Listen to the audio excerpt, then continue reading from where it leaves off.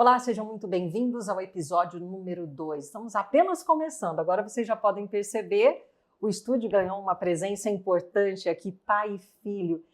2 gerações reunidas nessa empresa que é referência para Rio Preto, região interior de São Paulo e Brasil, Itamaraty Contabilidade. Marcos Apóstolo, a primeira pergunta vai para você, depois vai para o Marcos Vinícius, trazendo toda essa experiência também como continuidade da empresa. Como é que surgiu a ideia de sucessão aqui dentro do Itamaraty Contabilidade? Na verdade, ela aconteceu, né? O Vinícius veio trabalhar, jovem ainda, eu até achei que ele não fosse ficar, mas ele também, aconteceu com ele o que aconteceu comigo, ele foi gostando, foi ficando, né? Aí fez o curso de Direito, né? Depois fez Contabilidade e percebi que ele tinha vocação para o negócio, né? E ele começou a ser gestor também, né? A parte administrativa, que às vezes o contador ele é muito bom tecnicamente, mas na parte de gestão ele deixa a desejar. E a gestão em qualquer coisa da vida é muito importante. E como ele foi gostando e foi pegando, né, o jeito para a administração, ele começou a administrar. E eu olhando, né, percebi, falei, ele tem vocação para o negócio, sabe fazer. E a gente foi passando aos poucos, né? Ele foi assumindo e sempre que ele assumia, a coisa acontecia, né? Tem facilidade para se comunicar com os funcionários, e é chipado já, né? Tecnologia faz parte da vida dele. A gente que, né, de outra época tem um pouquinho mais de dificuldade. E quando ele pegou todos os departamentos, todo o setor, assumiu todo o sistema de gestão, ele falou, tá pronto. Já tá E aí ele começou a tocar essa parte administrativa. Muito bom. Marcos, com que idade você se lembra de ter pisado aqui nesse escritório e ter tido esse primeiro contato com o universo do seu pai? Desde pequeno isso chamava atenção? Olha, eu vou ser bem sincero, a primeira vez que eu pisei no escritório de contabilidade foi muito, muito, muito novo mesmo. Até porque eu estudava próximo da sede antiga. Tá. E aí meu pai ele trabalhava sempre até depois do expediente e alguém tinha que me buscar na escola, né? Tá. E aí ele pedia para alguém, às vezes ele ia, e aí eu sempre tinha que fazer uma salinha ali dentro da nossa sede antiga do Itamaraty. O lado bom é que lá atrás, isso daí estou falando aí, obviamente aí de mais de 20 anos atrás, é de que internet, banda larga, essas coisas não era tão acessível igual hoje, né? Sim. Nem chegava no nosso bairro lá atrás, enfim, era uma coisa. E eu até que eu gostava, porque era uma possibilidade, já tinha uma internet legal lá já, e eu ficava ali, tinha que fazer uma salinha ali, esperar um pouquinho, mas eu tinha o que fazer, né? Que legal. E assim, era um pouco confuso, né, para uma criança. Às vezes no começo entender o que exatamente é a contabilidade, né? Eu sabia que meu pai era contador. Tá. Agora, se alguém me perguntasse, pedisse para eu detalhar o que um contador fazia, talvez poderia responder que contava, né? Tá. E, então, é uma coisa que eu demorei um pouco para assimilar o que era aquilo. Mas o meu contato foi muito no começo. E aos poucos, né? Você vai entendendo, vai pegando a dinâmica ali e as coisas vão acontecendo.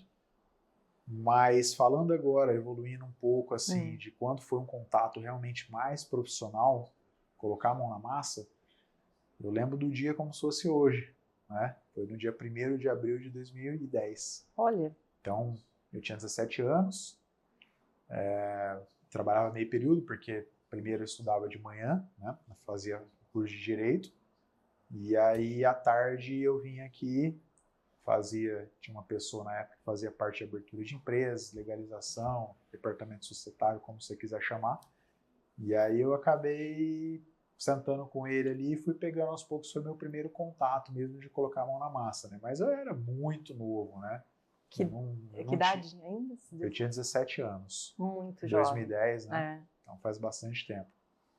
Mas foi muito interessante, acho que foi uma oportunidade, foi uma coisa assim, um aprendizado muito grande, foi uma forma assim de já entender o mundo corporativo, porque já tinha bastante cliente, já tinha uma equipe já lá em cima, né? E eu cheguei ali e falei, é isso que a gente faz, é isso que tem que ser feito. Então foi muito interessante. E eu acho que, assim, a mesma forma que às vezes, quando as coisas acontecem muito rápido, às vezes acaba assustando um pouco a gente, mas é nesses momentos que você realmente que você se prova e que você se torna um grande profissional. Sim. Porque logo em 2010, então eu tinha entrado em abril, tinha uma pessoa que me auxiliava, que era o meu supervisor direto ali, né? E ele no final do ano ele saiu. Puxa, E aí eu falei assim, pai, e aí? Alguém desafio. precisa estar aqui para abrir empresa, para tirar a parte de alvará, a parte societária, etc, né? E aí ele olhou para mim e falou mais ou menos no sentido, mas o que você está fazendo aqui, né? Você já está aqui. Eu falei, não, mas eu preciso de uma pessoa, eu tenho 8 meses de experiência, não peguei tudo, trabalho meio período. Tá. E aí foi na hora e falou, ó, você quer Vai pegar? Se você quiser pegar, vamos testar e ver o que acontece, né? Coloca aí, você que vai ser o chefe aí, né? Tá. Você que vai fazer o negócio. Chefe de mim mesmo. Depois entrou uma pessoa para me ajudar, que era até um amigo pessoal. Hoje até virou um auditor fiscal da Fazenda de Goiás. E aí eu chamei ele para vir comigo. E aí começou o negócio. Mandei a faculdade, que era de manhã, migrei o curso para a noite, né? Passei a estudar à noite. E aí passava aqui o tempo integral aqui fazendo essa parte de legalização de empresas. Aprendendo. E Marcos Apóstolo, como é que você percebeu que ele estava pronto para passar o bastão? Aliás, esse bastão já foi passado, teve um momento de transição ou isso está acontecendo aos poucos? Como é que você encara hoje a diretoria da Itamaraty Contabilidade? Eu entendi que ele tinha jeito, né? Quando ele, pelas atitudes, pela prestação de serviço, pelo resultado do trabalho, né? Que a gente sempre analisa o resultado, né? Sim. O resultado. E agora, nós estamos passando ainda, é muita coisa para você passar de repente, sim. né? Aí você fala assim, mas falta muito? Não, falta pouco, né? Falta pouco, né? E a vantagem é o seguinte, que a gente não precisa preocupar, é só passar e virar as costas que a coisa acontece, sim. né? Mas está finalizando. Que bom. E está sendo muito bom para todo mundo. E o que você aprende com seu pai? Desde criança, vendo ele trabalhar muito, certeza, né? Você cresceu vendo ele sempre trabalhar muito. O que você aprendeu com ele nesse sentido de liderança, de dedicação, de estar sempre à frente, de aprender? Bom, acho que tem bastante coisa para falar, né?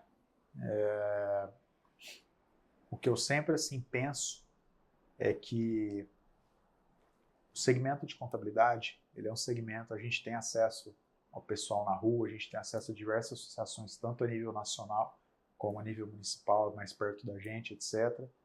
E assim, você vê que boa parte desses players, boa parte desse pessoal, eles estão engatinhando. Sim. Eles vão e não vão. Tá. Né? É uma coisa que, assim, eu não gosto de falar que contabilidade é a coisa mais difícil do mundo, porque difícil ter empresa é difícil, qualquer tipo de profissão é difícil. Mas, assim, o nosso negócio em específico, eu diria que ele tem uma pitadinha a mais, ele tem as suas particularidades, né? Então, o exercício que eu sempre faço é no sentido de, se tem tanta gente que não vai, tanta gente assim, que é tão difícil, as coisas não acontecem, é um ritmo devagar, as coisas. O que fez a Itamaraty estar nessa posição? Alguma coisa foi feita, né? Não dá para você falar, eu vou olhar assim, no meio de talvez, hoje, o último dado que a gente tem aí, são cerca de 600 contabilidades que tem em Rio Preto, e se falar, o que faz 1, 2, 3, 4 chegar numa posição dessa? Alguma coisa foi feita diferente, né? Tá. Eu tenho essa resposta. Quer dizer, eu imagino, eu vejo as coisas, né? E o que foi esse grande diferencial, então? Eu não estava lá atrás, mas assim, o que a gente vê hoje, você imagina que é o que foi feito, além de outras coisas também, que às vezes muda de época para época. Mas, primeiro, eu entendo que é entregar um trabalho muito bem feito. Excelência. Perfeito. Perfeito. É ser bom. Sim. Ser bom e parecer bom. Tá. Parecer bom e não ser bom não é suficiente, assim como ser bom e não parecer bom também não é. Tá. As duas coisas são importantes, né? Então, a parte técnica, importantíssimo. a parte aí de realmente de estar na rua, de parecer bom mesmo, seja o marketing, seja de evidenciar, seja é isso que a gente está fazendo. A gente está contando uma história de sucesso. A gente talvez nem precisaria estar fazendo isso daqui. Mas você tem que mostrar o que foi feito, por que a gente está aqui hoje. Para inspirar também as outras pessoas. Para inspirar as pessoas. Para mostrar de que, olha, é difícil, mas dá para chegar lá. Dá para fazer. Agora, todos estão dispostos a pagar o preço? Então, acho que isso é um dos motivos, né? E, assim, uma coisa que eu vejo também, né? Hoje já desacelerou um pouco, né, pai? Mas é normal também, eu entendo. Depois de 70 anos também. Mas teve muito acesso, foi para a rua. Então, você olha aí, tem toda uma história aí, inúmeras associações, o tal do network, né? Então, é importantíssimo também saber conversar, saber mostrar o valor do produto. Eu diria que aí essas daí são talvez um dos principais motivos. E como é que é o relacionamento entre vocês? Se dão bem, conversam, se entendem? Isso faz parte dessa dinâmica também da empresa? Sim, se entende bem, né? Por exemplo, ele aprendeu a cultura sem eu explicar a cultura da empresa. Isso foi muito importante, porque às vezes você explica, a pessoa não entende ou não aplica. Eu não precisei nem explicar, né? Eu só de ele prestar atenção como é que a gente trabalha, como é que trabalhou, como é que nós fizemos até chegar aqui, ele aprendeu sozinho. Então, nunca falou, você precisa fazer isso. Ele sabe o que precisa fazer. Porque desde que ele chegou aqui, ele sabe, a gente não engana ninguém, não vende nada que não consegue entregar. Transparência. O que cumpre, o que fala, cumpre. Né? Mas o que foi falado? Isso. Mas não é um bom negócio, mas foi prometido isso? Tinha que ver antes de prometer, agora prometeu. Sim. Vira a página. Vira a página. Né? É uma marca que foi construída. Exatamente. E que vai ter a continuidade. Não se engana ninguém aqui. A gente não quer enganar ninguém. Muito bom. O que combinou tem que cumprir. Sim. Mesmo que, quando eu combinei, mudou o cenário, mas foi combinado. Né? E ele aprendeu tudo isso aí sozinho. Ele sabe, quando tudo que ele prometer, ele vai cumprir. A ética, a transparência. Sim, faz parte. Isso está no nosso DNA. Que bom. Né? Então não precisa. Aliás, não só para ele. Todo mundo que está nesse prédio aqui sabe. A cultura está enraizada aqui.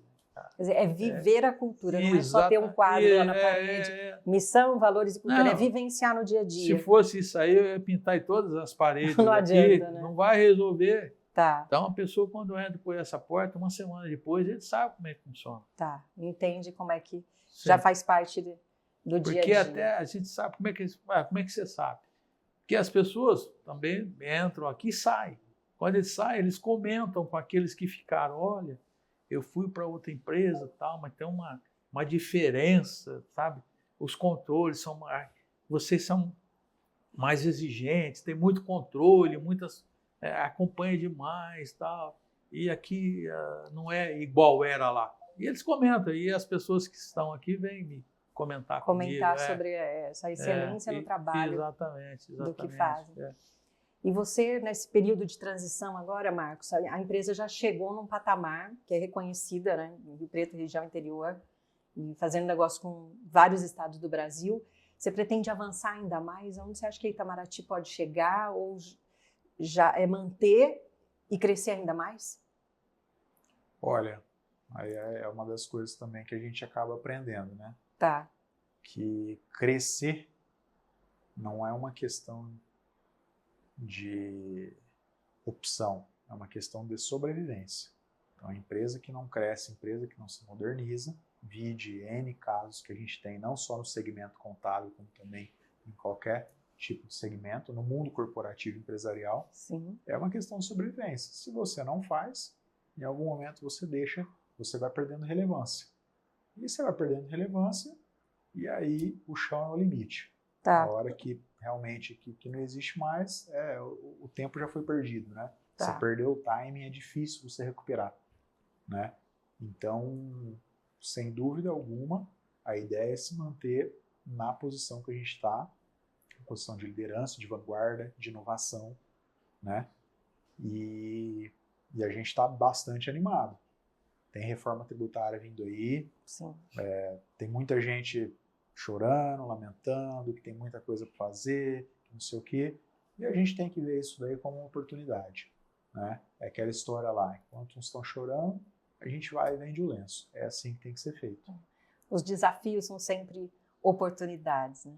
E que características você vê no seu filho, no Marcos, para garantir que a empresa continue com essa inovação? Lógico, uma nova geração, mas tem características nele que você percebe que são mais do que suficientes para levar a empresa ainda mais longe? Eu acho que a primeira coisa que a pessoa, qualquer líder, qualquer gestor, tem que saber onde ele quer chegar. E se é que ele quer chegar, né? Então ele tem uma visão de futuro bem definida já, né? Que ele percebeu, é aquele negócio, se você não faz, outro vem e faz. Tá. Ou você faz, ou outro faz. Então ele tem essa noção, né? E tem foco naquilo que está fazendo e foco no futuro. Isso é importante. E até falando assim, eu tinha uma frase assim, que eu gosto muito, uma frase corrente, né? Aí eu acho que a gente tem que correr sempre 1 quilômetro a mais, né? Então, quantos quilômetros correu o nosso concorrente? Correu 100, vamos correr 101. Sempre um a mais. Tá. Quem corre um a mais está sempre na frente, né? Sim. Então, é isso que a gente usa aí para... É o chegar a estar antes para... Corra um pouquinho mais, né? Porque das 8 às 18, está todo mundo trabalhando no escritório. Está todo mundo fazendo a mesma coisa. Das 18 para frente, é que nem todos estão trabalhando mais. Não estou falando, às vezes, trabalhar manualmente, mas é estratégica, né? Você tá lendo, você está consultando. Quem são os maiores do Brasil? Quais são os melhores sistemas? Quais são as novidades? Essas coisas é depois das 18. Depois de cumprir quando as pessoas quando as pessoas já vão para casa, alguns passam no bar antes, né? Toma aquela cerveja para relaxar, né? E a gente está... Esse é o quilômetro a mais que eu estou falando. Entendi. Estou falando.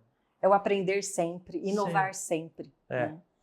E Vinícius, como é que você vê o que você aprendeu com o seu pai dentro da sua formação como líder? Que hoje você já começa a liderar aqui uma equipe grande, né, de colaboradores. Como é que teu pai te ajudou nesse processo de formação? Em constante formação, porque o líder nunca está pronto, ele sempre aprende. Mas o que você acha que teu pai te ensinou nesse sentido? Eu volto a dizer novamente, né? São as atitudes que você vai observando e que você vai entendendo a dinâmica do jogo. E aí, até voltando um pouquinho numa outra pergunta que você falou, sempre foi muito, tanto a parte da sucessão como a parte assim, dos exemplos, da parte da continuidade, sempre foi uma coisa muito natural. Tá. Sempre foi uma coisa que... Porque poderia pegar, me dar uma palestra, falar, tal, não sei o que, etc. Mas o que é feito na prática? Quais são aquelas atitudes, né? O que é feito de fato ali para mostrar que aquele é o caminho? E aí eu acho que é uma vantagem que a gente tem muito grande, porque a gente não tem aquela necessidade de estar necessariamente verbalizando alguma coisa, né? É o exemplo. É o exemplo. Então você vai pegando, é meio que quase uma osmose. Tá. Você vai observando, falou da cultura e tal, não precisa pegar e falar. Vai observando o ambiente. Tem aquela história, né? O sábio, ele vai aprendendo dessa forma. Ele não precisa pegar e errar para ele descobrir que aquilo é ruim, que aquilo é errado, né? Tá. Aprenda com o erro dos outros. Aprenda com o que deu certo, com o que deu errado. E aí vai fazendo. E a questão da liderança, e aí é lógico que assim, somos de gerações diferentes, com certeza tem ali algumas filosofias ali um pouco diferentes, mas eu sempre volto naquela questão da humildade, naquela questão de, poxa, se a gente tem uma divergência muito grande em determinado ponto, você tem que ser humilde, você tem que saber que você é uma pessoa mais nova, você tem que saber que você é uma pessoa que é menos experiente. Então, será que tem algum ponto ali que eu estou deixando passar? Aonde que eu não estou enxergando? Aonde que eu não estou vendo? Tá. Pode acontecer de realmente você pegar, às vezes, e falar, olha, eu Sim. estou convicto nisso. Tá. Mas você tem que fazer essa autorreflexão, né? E aí eu acho que é uma coisa legal na liderança, porque eu falei dessa divergência, mas não é que é uma coisa ruim. É uma coisa que uma filosofia complementa a outra, Sim. né?